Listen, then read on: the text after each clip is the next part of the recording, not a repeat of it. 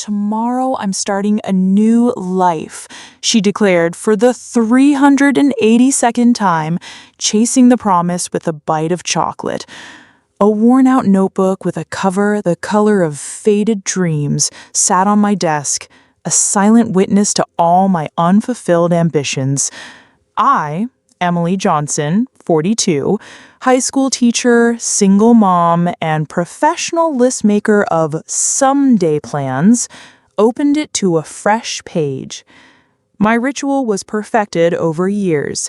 A new page, the date at the top for historical accuracy, a deep breath, and the solemn act of jotting down another batch of dreams I'd get to someday. I called this notebook Someday I Will, and it had been my most loyal companion for 15 years. So, what's on the list today? I muttered, accidentally dipping my favorite pen into my tea instead of my thoughts. Darn it! The tea spilled across the page, forming a map of some non-existent island. I sighed. Even my mistakes were predictable. Whatever. It'll pass as a coffee stain. Creative people are so scatterbrained, I told myself, carefully blotting the page with a napkin. Who was I kidding? Creative people create, not stash their ideas in a drawer labeled "open when I have time." And time? I never had any. There was always something more urgent, more necessary. Today's list was my most ambitious yet. Learn to play the guitar, sign up for photography classes, start jogging in the mornings, write a book about modern education, master meditation, and beneath it all, in tiny print like a footnote no one reads, someday. I slammed the notebook shut and shoved it into the desk drawer. For 15 years, I'd been collecting dreams like others collect stamps or coins, but unlike theirs, my collection's value didn't grow. It melted away like ice cream in the hands of a hesitant kid. Mom, have you seen my green sweater? My 16-year-old daughter, Sarah, called, snapping me out of my thoughts. Check the bottom drawer of the dresser, or the laundry basket, or... I trailed off, realizing I had no clue where her sweater might be. Never mind, Sarah sighed and disappeared into her room. Never mind was the mantra of today's teens. Sometimes I thought it could be my life's motto. Forget your dreams, Emily. Focus on real life. That evening, back from work, I found Sarah at my desk, holding the notebook. Mom, what's this? She asked, waving the yellowed pages. This dates from 2007. I wasn't even born yet. I felt my cheeks flush, as if I'd been caught, a grown woman watching cartoons or playing with dolls. It's just a way to plan, I mumbled, reaching for the notebook. Sarah dodged me with ease. Someday I'll learn Italian, she read aloud. Someday I'll visit Venice. Mom, this is so cool. You wanted to do so much. Wanted. The past tense stung. I still do, I protested. Really? Sarah flipped through a few pages. Then why does it say learn to rollerblade in 2010, 2015, and 2020? Not a single done mark. I opened my mouth, closed it, opened it again. I had nothing to say. Mom, Sarah looked at me with a new expression, not her usual teenage annoyance, but pity. How old were you when you started this notebook? 22, I answered after a pause. And you haven't done any of it? I was busy, I exclaimed, suddenly defensive. I had school, you, work, the house. But 20 years, Mom. You could have learned 3 languages by now, or traveled half the world, or... Thanks for the reminder, I snapped, finally snatching the notebook and clutching it to my chest, feeling utterly foolish. Sarah stood and hugged me, a rare move for a teenager. I didn't mean to upset you. It's just kind of sad. You always tell me to chase my goals, but you... I didn't hear the rest because the kitchen timer dinged, signaling the chicken was ready. Everyday life, saving me from awkward conversations once again. The next week passed as usual. Teaching, grading papers, parent-teacher conferences, grocery runs, cleaning. I nearly forgot about our talk, but I caught Sarah's thoughtful glances now and then. On Friday evening, as I settled in for a quiet night with a book and tea, another item on my endless list, read all the classics, Sarah burst into the room, looking mischievous. "Mom, you need to get ready, now." "For what?" I stared at her confused. "Surprise!" She handed me a piece of paper. "It's a ticket to a workshop. Starts in an hour." I glanced at the paper and nearly choked on my tea. Guitar Basics for Adults, first class free? "Sarah, what's this about?" "It's about crossing off at least one thing from your list," she said, already pulling my going out blouse from the closet. "I signed you up last week, and I paid for the first month." "You what? With what money?" "The money I was saving for a new phone," she shrugged, as if it was no big deal. "I figured your dream was more important." I sank onto the edge of the bed, my eyes stinging. "But I can't just... I need to prepare, get in the right mindset." "That's why you haven't done anything for 20 years, Sarah said, crossing her arms. "You're always preparing, never doing. Come on, Mom, one class. What's the worst that could happen?" My comfort zone, I thought, but said out loud, "Fine, just one class." When we pulled up to the music school, housed in an old building with tall windows, my heart raced. This was scarier than an open lesson with the school board watching. "I can't do this," I whispered, gripping the steering wheel. "There'll be young, talented people in there. I don't even know which end of a guitar to hold." "Mom," Sarah put a hand on my shoulder, "the course is called for adult beginners. Everyone's in the same boat. What if I run into one of my students or their parents?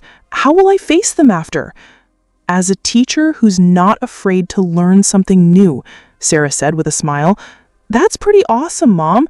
You'll be an inspiration." I took a deep breath, mustering every ounce of courage, and stepped out of the car. My legs felt like jelly as I climbed the wide steps to the entrance. A young woman with a tablet greeted us in the lobby. "Good evening. Which course are you here for?" "Guitar Basics," I mumbled, wishing I could disappear. "Great," she checked her list. "Emily Johnson?" I nodded. "Follow me. The group's already gathering." Sarah squeezed my hand. "I'll wait at the cafe across the street. Good luck, Mom." Before I could protest, she slipped out the door, leaving me alone with my nerves. The classroom was small and cozy, with chairs arranged in a circle. A handful of people were already there, each holding a guitar. I froze in the doorway, feeling like an imposter. "Come on in, don't be shy," called a man in his 50s with a shock of gray hair. "I'm Mike, your instructor. And you are?" "Emily," I managed to say, "but I don't have a guitar." "No problem. We have loaners for the first class." He pointed to a row of guitars against the wall. "Pick one." I hesitated, clueless about what made one guitar different from the other, and grabbed the lightest one. "Good choice," Mike said, though I suspected he'd say that about any guitar. "Have a seat." I glanced around and was surprised to see everyone was around my age or older. The woman next to me, with stylish silver streaks in her dark hair, caught my eye and winked. "First time?" "Me too. Always wanted to learn, but kept putting it off." I relaxed a little. "Same here." "I'm Linda," she said, offering her hand. "Emily," I replied, shaking it with a smile. "All right, let's get started." Mike took his place in the center. "Today, we'll get to know the guitar and learn our first chord. Don't worry if your fingers hurt, that's normal.